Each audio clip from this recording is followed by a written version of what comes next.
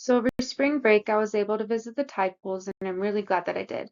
I just feel like it's a different experience to be able to actually see what you've been learning. And if you ever get the chance to go, I would highly recommend it. But anyways, let's dive in. This is a Silva's rockweed or Sylvatia compressa.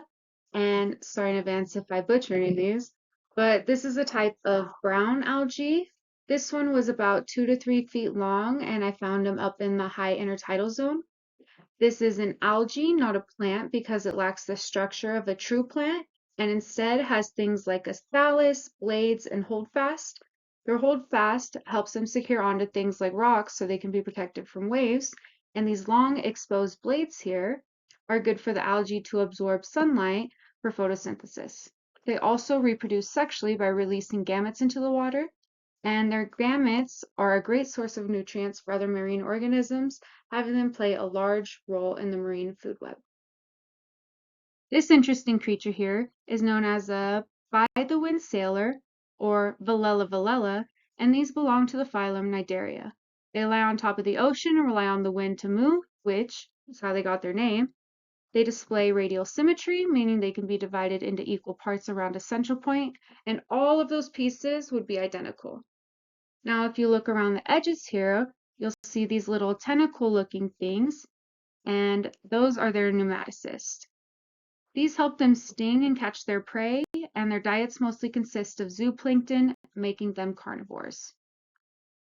Into anemones, these are aggregating anemones, or their scientific name is Anthroplora elegantissima, and they have these small green arms with a pinkish tint on the tips, and just like other cnidarians, they use these to catch prey. Their bodies have a tube shape, giving them a polyp body form instead of a medusa structure that you typically see in most jellyfish. These type of anemones are mostly sessile, unlike the wind sailors, and they like to form in large groups. I actually found a lot of these down in the mid-intertidal zone, and you have to pay close attention when you're down there because there's a ton of these little guys everywhere, and they're just exposed on the rocks. Anemones like this one over here on the right like to shrink and close up when they're exposed to the sun to avoid desiccation. They tend to display a darker color when doing this, and that acts as a way to camouflage them. They're able to hold in water this way, and many intertidal organisms are equipped with this adaptation. Let's finish off our group of cnidarians by going over this giant green sea anemone, or Anthoplora xanthogrammica. These share a lot of the same qualities as the aggregating anemones and wind sailors in terms of classification, but these are much larger and are usually found in singular groups. These anemones reproduce sexually through spawning, and due to their size, they're able to eat a better seafood diet of things like crabs and mussels. They also contain a lot of health benefits for us and are being used in medications. Here's a better image as a sizing reference, as they can be up to a foot long, and the flow of water is actually one of the key factors as to why they open and close while being in the water. When there is a good current in the water, the tentacles tend to come out and feed and gain nutrients, but when there is a decrease in the water flow, it closes up. Into black turban snails. These are also referred to as Tugulia funebralis, and these belong into the phylum Mollusca. They have a hard external shell on the outside and a soft body on the inside. They use their strong muscular foot to move around and hold on to things and are commonly found in the lower intertidal area. Mollusks are the ones to have evolved radulas, which is kind of like their tongue, but with a lot of tiny teeth instead, if that makes sense. And this helps them process their food. And these specific turban snails are herbivores, but not all mollusks share that same diet. Able to get a closer picture of one so you could see the cephalic tentacles coming from its head, and these help the snails with sensory and navigation. And the one on the right is just the little group of them that I found with an anemone on top, because they like to be crowded. And this is just a photo I wanted to share, really. I thought it was really cool to see. These are whelk eggs, and whelks are also in the mollusca phylum. There was a whole bunch of these eggs under overhangs, and each of these little sacs contain up to 1,000 eggs. Interesting looking animal here is a gooseneck barnacle. The scientific name for it is Polycipes polymeris, and it belongs to the phylum Arthropoda.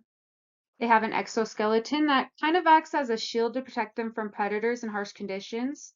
They also have segmented bodies.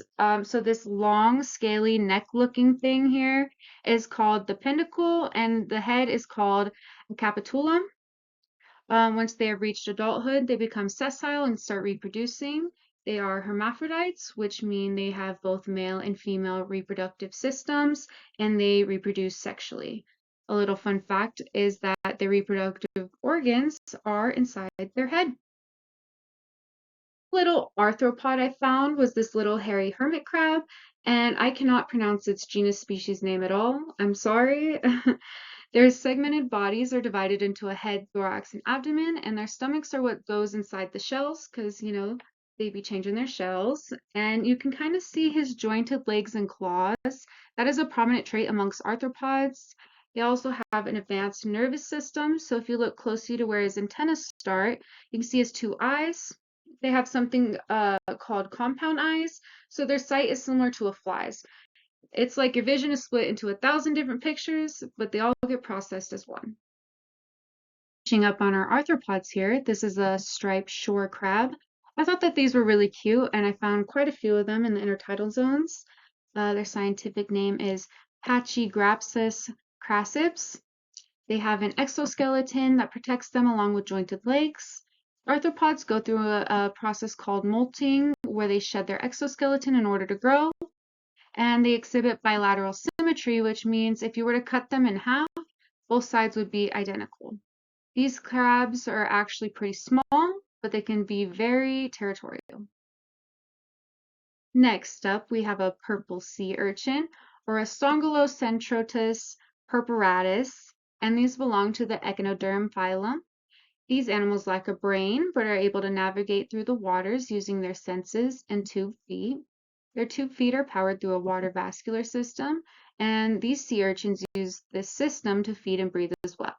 A common characteristic amongst echinoderms is that they can regenerate their body parts like their spines and tube feet.